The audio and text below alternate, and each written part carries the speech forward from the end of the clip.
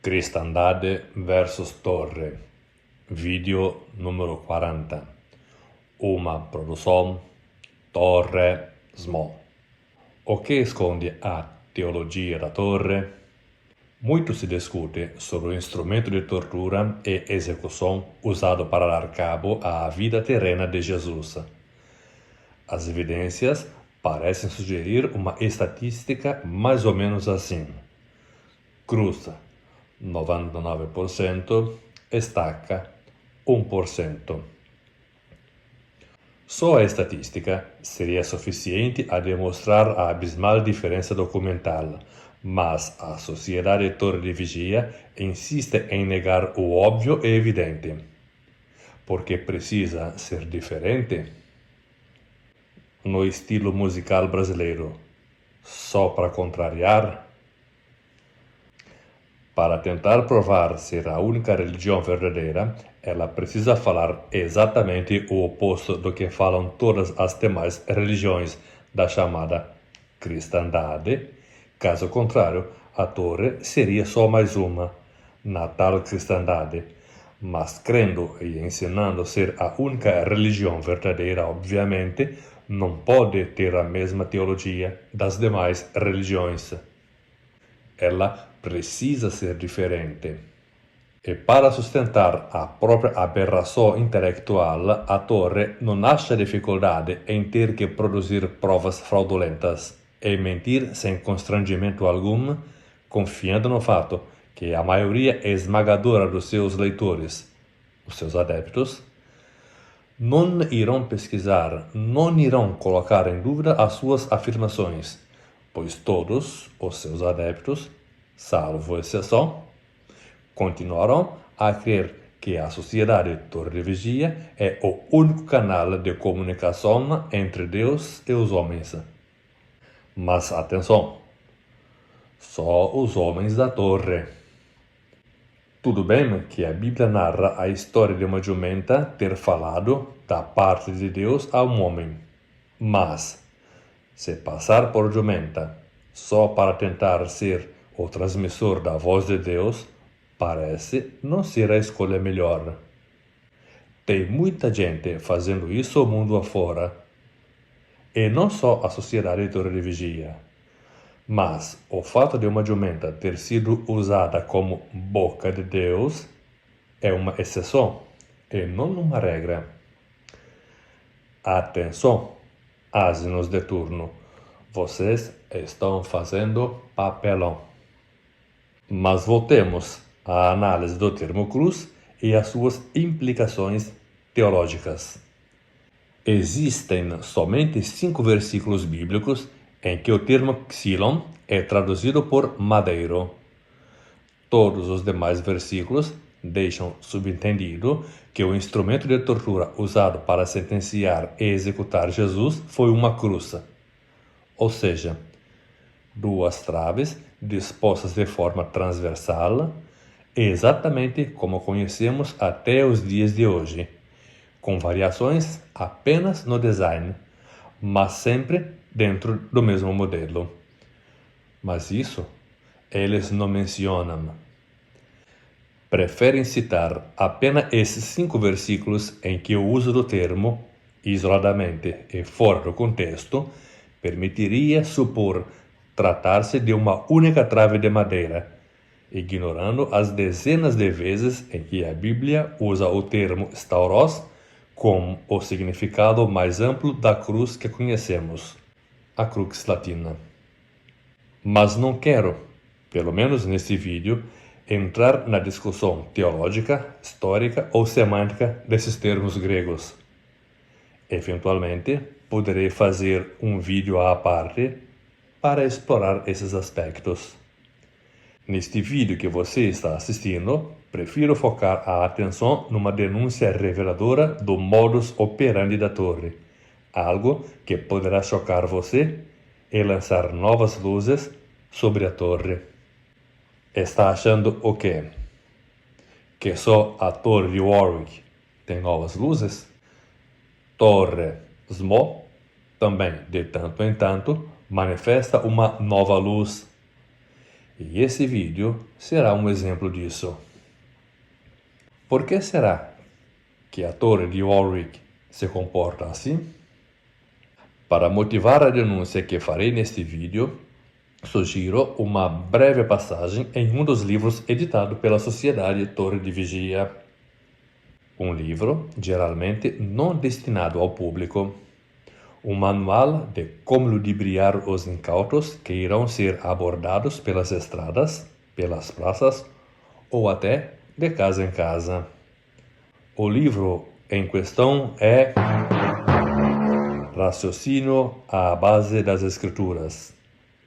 A Torre suspendeu a impressão deste manual de proselitismo rutherfordiano, mas o mesmo continua ainda disponível para download no site oficial.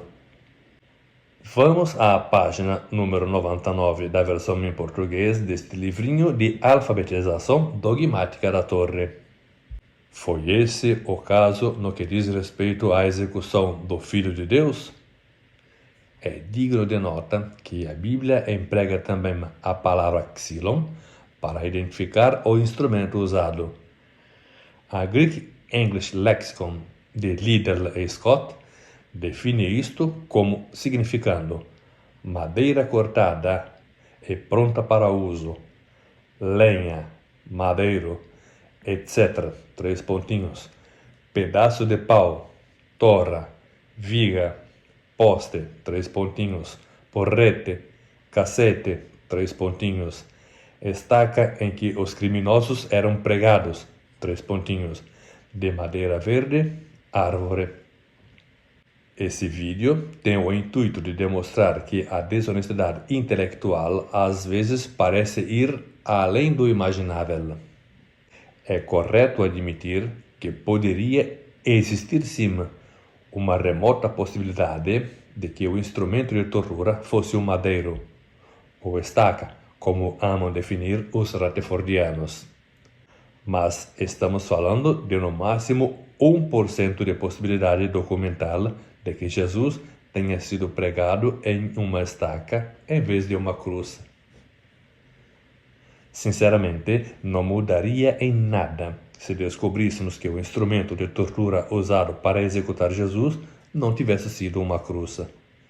Isso não diminuiria em nada a importância salvífica da sua morte para o mundo cristão. Mas não é esse o nosso caso. A Torre esconde o verdadeiro motivo pela qual não aceita a cruz.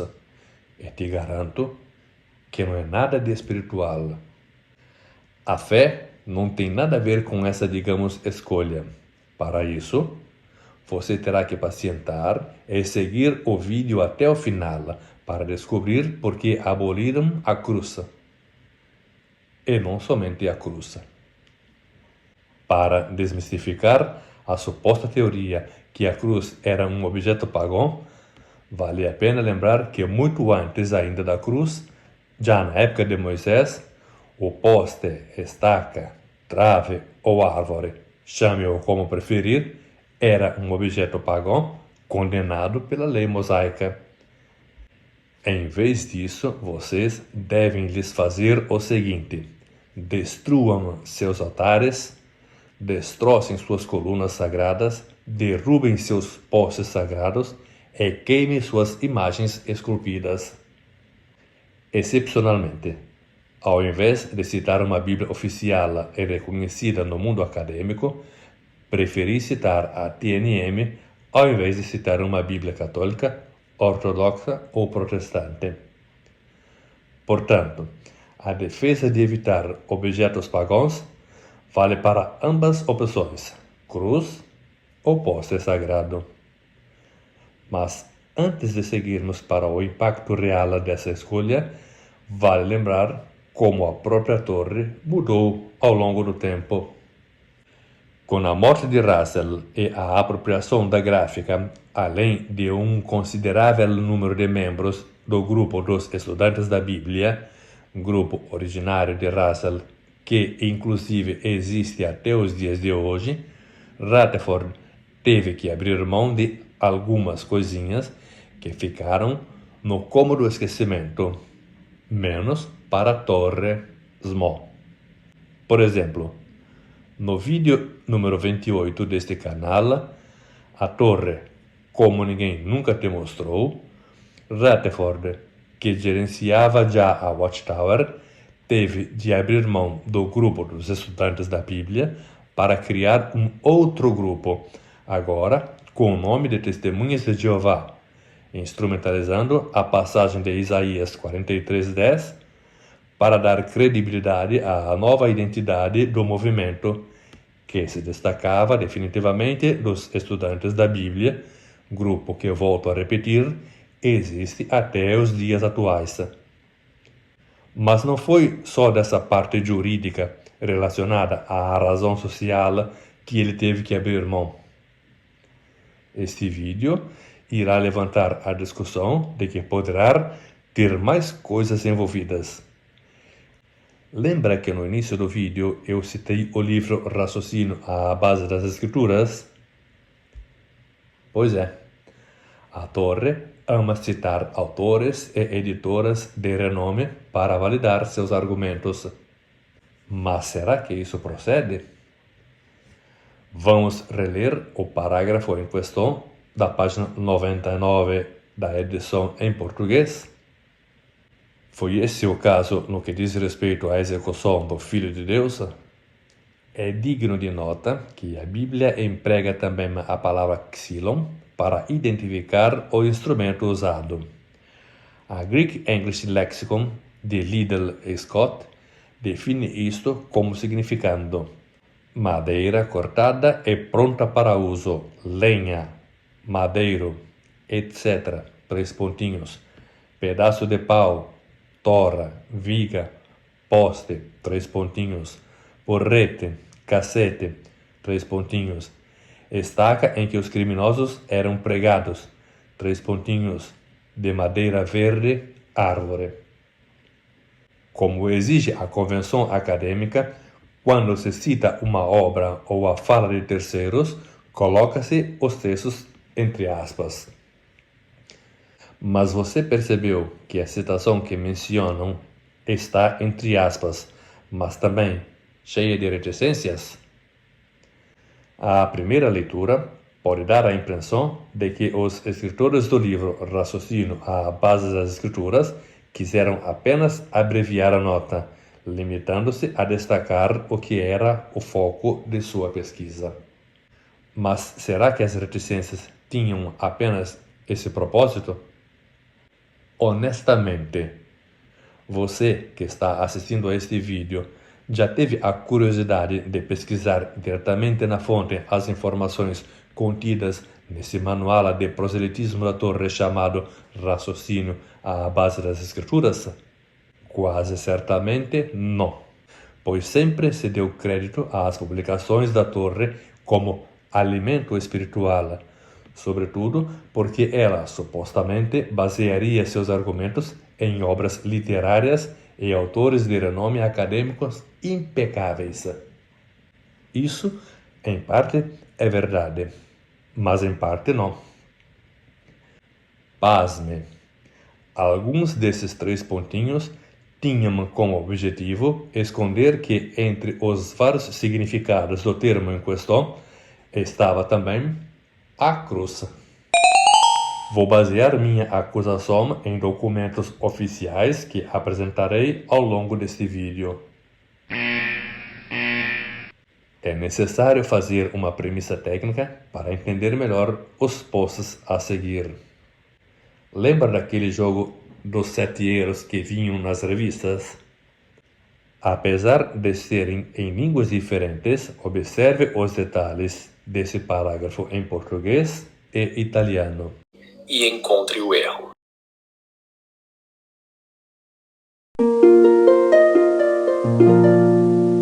Desvendando o mistério.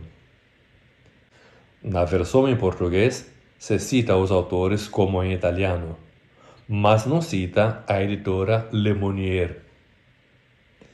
Quer saber o porquê? Aqui está a chave de leitura da desonestidade acadêmica da Torre. Foi uma distração gráfica por parte da torre, uma necessidade ou uma imposição jurídica? Julgue você. Irei me explicar melhor.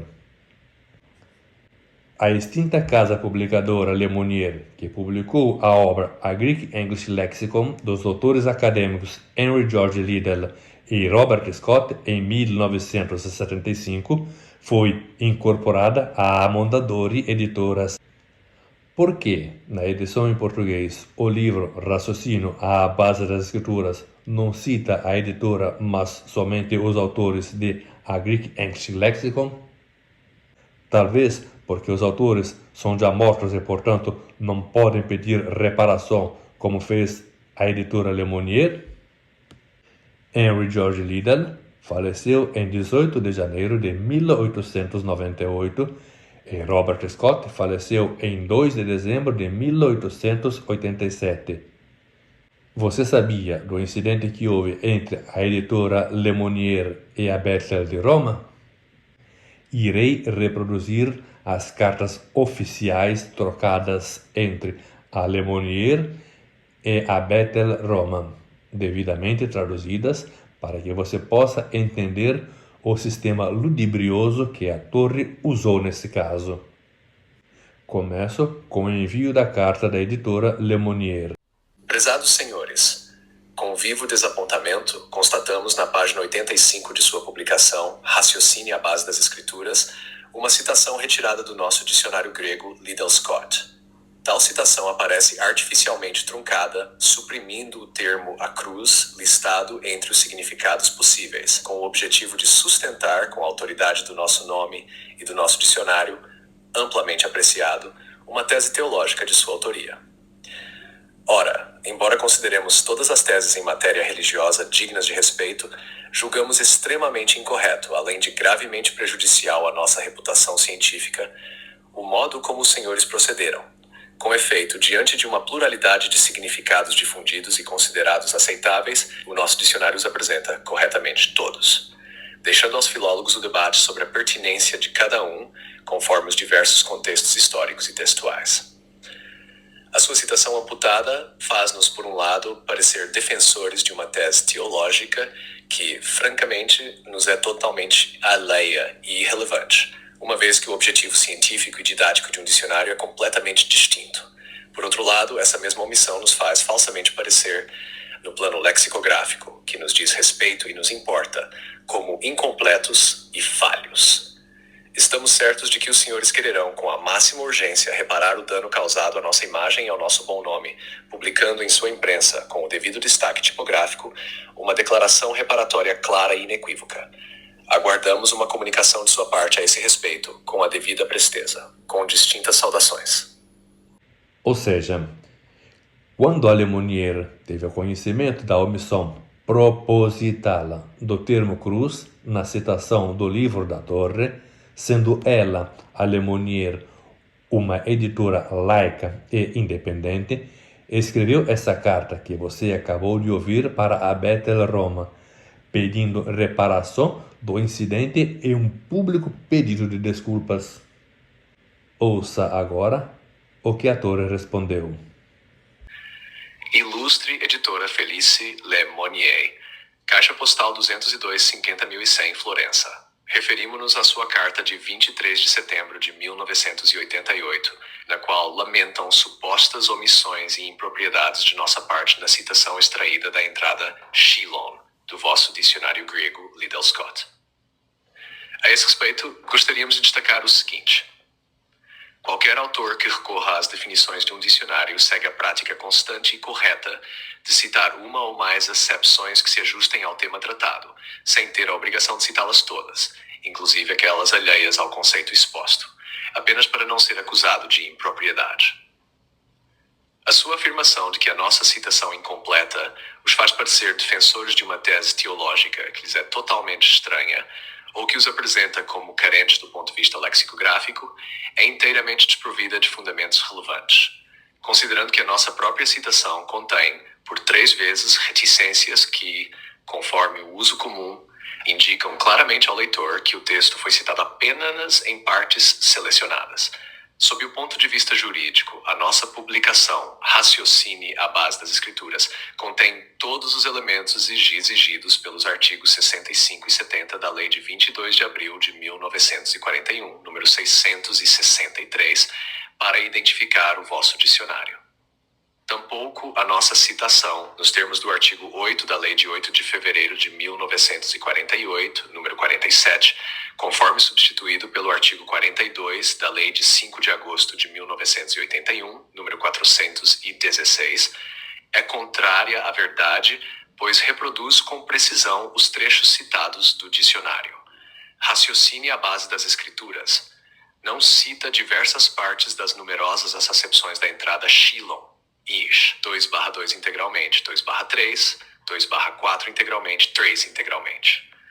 Ademais, a omissão por vocês mencionada diz respeito apenas à acepção 2/3, que omite o trecho A Cruz NT, cujo conteúdo, de natureza evidentemente interpretativa, não contraria os diversos significados lexicográficos por nós citados. À parte as considerações acima, não somos contrários à publicação do texto completo da entrada Shilon em uma próxima edição de um de nossos periódicos. Além disso, no caso de uma reimpressão do nosso livro, que aliás não é destinado à ampla distribuição pública, sendo reservado principalmente aos nossos associados, não temos qualquer dificuldade em eliminar a citação do vosso dicionário e substituí-la por trechos extraídos de outras fontes, tão autorizadas quanto a vossa publicação. Caso desejem tal substituição, podem nos informar. Foi para nós uma surpresa desagradável constatar que a falta de objetividade de sua comunicação não corresponde à opinião que nutríamos sobre a sua editora. É evidente que não lhes interessou o fato de que centenas de seus dicionários foram adquiridos pelas de 2.500 de nossas comunidades, cada uma das quais dispõe de uma biblioteca. Ceder às pressões externas, às vezes, pode prejudicar os próprios interesses. Com os mais distintos cumprimentos. Essa carta-resposta da Torre, diga você se estou errado, parece tentar fazer uma espécie de chantagem econômica, como se a editora se sentisse privilegiada pela maciça compra de sua obra e dependesse desses clientes a todo custo. Que decadência intelectual! Obviamente, a editora mundana respondeu à presumida editora Celeste, mas dessa vez mencionando diretamente o nome do advogado em questão. Ilustre Congregação Cristã das Testemunhas de Jeová, Via della Bufalota, 1281-000-138, Roma. Roma, 26 de outubro de 1988. Prezado Sr. Farnetti, qualquer pessoa que minimamente conheça nossa atividade sabe que nutrimos o mais alto respeito por todas as concepções religiosas, sejam cristãs ou não cristãs. Além disso, enquanto instituição cultural, além de empresa, acreditamos firmemente na tolerância mútua, no confronto de posições, no diálogo, bem como na expressão civilizada do dissenso, uma situação econômica feliz, que Deus a conserve. Também nos torna pouco sensíveis a questões de interesse quando estas entram em conflito com os princípios da nossa liberdade intelectual. Em outras palavras, não estamos à venda em troca da compra de exemplares. Daí decorre que a gentil preferência até agora demonstrada por vocês na aquisição do Liddell Scott não tem o poder de modificar uma forma de pensar que todos os estudiosos, dignos desse nome, consideram correta. De acordo com essa abordagem, é lícito citar o pensamento alheio com todas as omissões que não alterem sua substância, que não conduzam a significados diferentes ou, pior, opostos. A frase Caio não é um criminoso não pode ser citada como Caio é um criminoso. Pois bem, grosso modo, isso foi o que aconteceu com a sua publicação, que desenvolvia o seguinte raciocínio. Cristo foi pregado numa trave e não numa cruz. De fato, Shilon significa trave e não cruz, como confirma também o Liddell Scott. Segue-se a citação incompleta, da qual justamente foi suprimida a acepção a cruz. Ora, nem esta editora, nem Liddell Scott e colaboradores tinham a menor intenção de tomar partido sobre uma questão que, aliás, não é lexicográfica, mas teológica.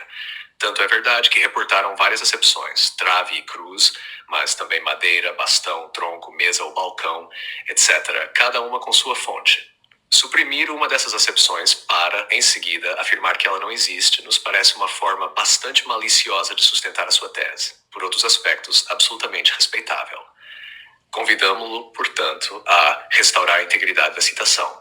Também porque, contrariamente ao que o senhor afirma, reproduzir na íntegra e sem amputações uma passagem não nos parece em nada prejudicial à objetividade, nem sinal de sujeição a pressões externas, com os mais distintos cumprimentos. Curiosamente, a editora mundana demonstrou mais ética e transparência do que aquela que se auto-intitula guiada pelos princípios divinos. Placar final do embate: editora mundana 1, editora celeste 0. No fim, quem saiu com a reputação intacta não foi quem alegava ter princípios divinos. Pense no nível que alguém pode chegar para não admitir que foi pego com a mão na massa. E pior ainda, para não reconhecer a falácia do seu próprio dogma. Se essas provas documentais irrefutáveis já colocam em xeque a decadência intelectual da Torre, irei mostrar um outro argumento falacioso e arcaico do ponto de vista acadêmico que a Torre usa, e assim você irá entender que talvez o buraco esteja mais embaixo. Acho que até aqui ficou já evidente e bem documentado o uso deliberado da manipulação por parte da Torre ao citar acadêmicos de renome internacional. Assim fazendo, a Torre expressa, de um lado, a tentativa de desacreditar a autenticidade do cristianismo no que diz respeito à cruz, e do outro, busca por respaldo acadêmico ao seu dogma anticristão, citando obras literárias de peso fora do contexto e omitindo detalhes cruciais que expõem a fragilidade da sua doutrina. Mas para deixar bem claro que não se trata de um caso isolado, e sim, ao que tudo indica, de um verdadeiro modus operandi, vou trazer outra evidência que beira o absurdo, até mesmo à luz das próprias doutrinas que a Torre defende. Vamos ver do que se trata? Vamos ver o que diz o site oficial da Santa Torre, como dizia o saudoso Eliezer. No site da Torre, como título Jesus morreu numa cruz, você poderá ler quanto segue. A resposta da Bíblia. Para muitos, a cruz é o maior símbolo do cristianismo. No entanto, a Bíblia não dá detalhes sobre o instrumento em que Jesus morreu, de modo que ninguém pode saber exatamente qual era o seu formato. Mas na Bíblia há evidências de que Jesus morreu numa estaca ou poste, e não numa cruz. Há evidências? Será? Fico perplexo da facilidade com a qual eles escrevem essas superficialidades como se fosse a coisa mais evidente do mundo. Repito, não mudaria absolutamente nada se descobríssemos que efetivamente Jesus morreu num poste, trave ou estaca ao invés de uma cruz. Mas dizer que a Bíblia deixa evidente é abusar demais da credulidade alheia. Mas vamos continuar a ler no site. A Bíblia geralmente usa a palavra grega stauros para se referir ao instrumento em que Jesus foi executado. Mateus 27:40, João 19:17. Embora essa palavra muitas vezes seja traduzida como cruz, diversos eruditos concordam que seu significado básico, na verdade, é poste reto. Interrompo novamente a leitura do artigo da Torre para chamar a atenção do jogo de palavras. A Torre afirma que diversos eruditos concordam que, ao invés de cruz, na verdade, a Bíblia fala de palo reto. Mas vamos continuar a leitura do artigo para descobrir a lista desses vários eruditos que apoiam a sandice teológica da Torre. De acordo com o dicionário Vine, o significado exegético e expositivo das palavras do Antigo e do Novo Testamento stauros denota primariamente poste ou estaca vertical. Em tal peças, os malfeitores eram pregados para a execução. O substantivo stauros e o verbo stauro, amarrar a uma estaca de poste, devem ser originariamente distinguidos da forma eclesiástica da cruz de 2 vigas. Percebeu que o artigo começa dizendo que são diversos eruditos, mas cita somente um dicionário, de consequência, um único autor e erudito? Mas não só. Confira nesses 2 screenshots, em italiano e português, para você ver mais uma vez a deslealdade que os próprios tradutores da Watchtower fazem com seus leitores. A versão italiana é igual ao original da revista em inglês. Ou seja, enquanto que a versão original da revista em inglês e em italiano citam a Critical Lexicon and the Concordancy to the English and the Greek New Testament, a versão em português cita o dicionário Vine. Por que será que a Bethel brasileira trocou a referência? Quem lhe atribuiu essa licença editorial de tradução? Para desobedecer à casa-mãe? Ou para tentar esconder o que se descobriu a seguir da publicação desse artigo? Ou por outro motivo que a Torre guarda secretamente nos seus arquivos? Obviamente, ela não virá jamais em público a motivar sua escolha editorial. Calma, vou revelar já mais esse truque das citações da Torre. Mas antes é necessário observar uma coisa interessante. A Torre disse vários eruditos, mas na versão em inglês, que é a versão original do artigo, e na versão em italiano também, citam somente 2 obras literárias. Na verdade, na versão brasileira, apesar de citar um outro dicionário, também citam 2 obras literárias. Uma vez mais, eu penso que você, que está assistindo a este vídeo documentário, por ter sempre crido na seriedade da Torre, nunca foi consultar diretamente nas fontes mencionadas. Pois bem, Torre Smo te oferece essa pesquisa de bandeja. Seja a Critical Lexicon and the Concordancy to the English and the Greek New Testament, seja a The Company Bible, foram escritas por um único escritor. Portanto, os vários eruditos, na verdade, se reduz a uma única pessoa, ou seja, Ethelbert William Bullinger. Você se ofende se eu sorrir ao concluir que para a Torre diversos significa uma?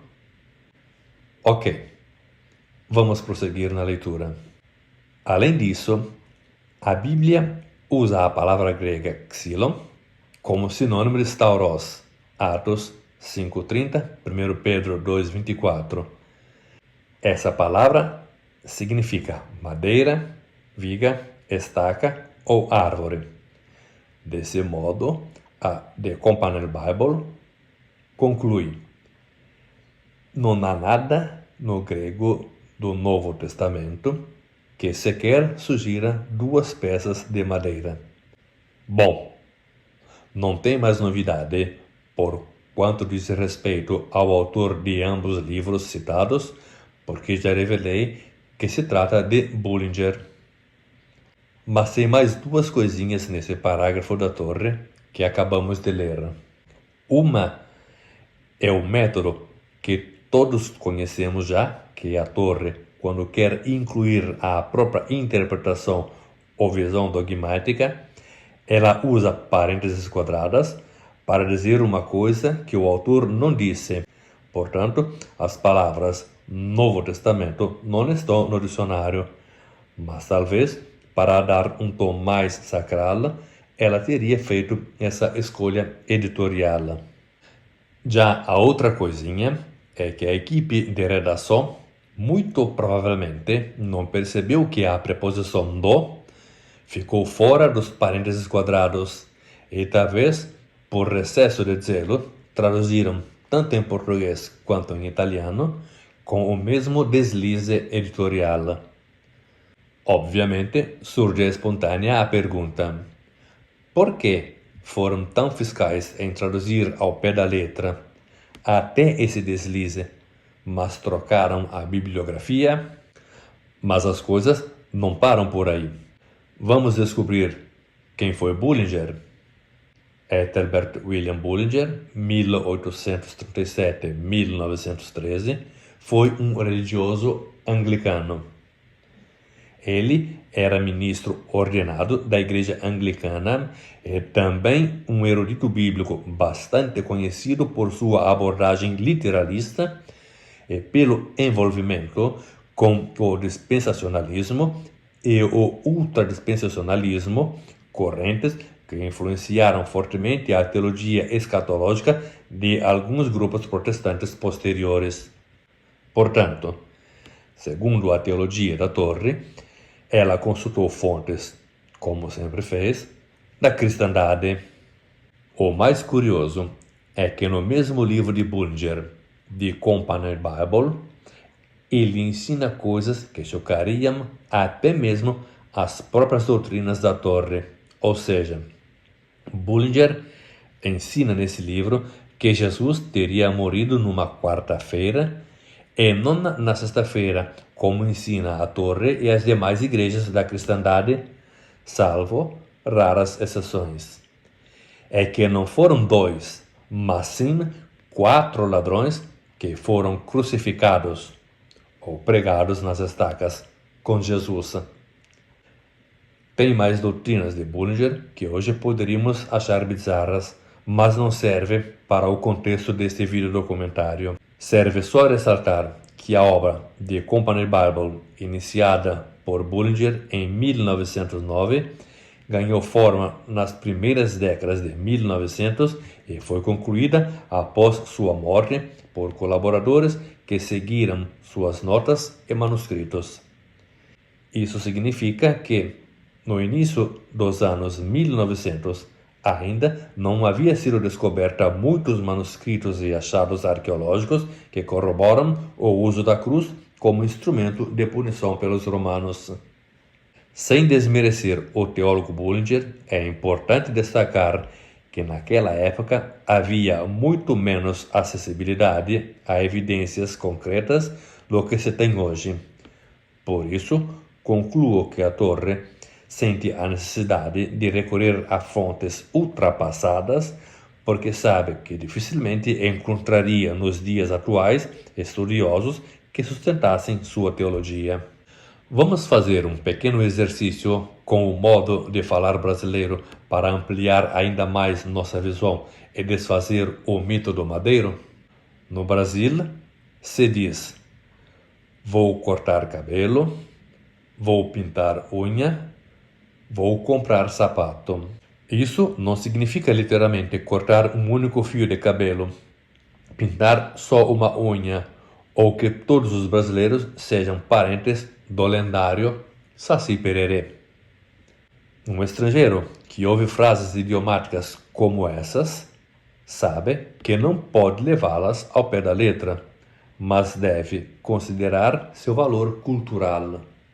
Do mesmo modo, dizemos que uma cama, uma livraria ou um guarda-roupas são de madeira, embora claramente seja feito de várias peças de madeira. Isso nos ajuda a refletir sobre como o Novo Testamento foi escrito, não em grego clássico acadêmico, mas no grego koiné, uma linguagem popular, direta e prática. E assim como no português falado, também ali certas expressões precisam ser lidas com olhos culturais e idiomáticos, não literais.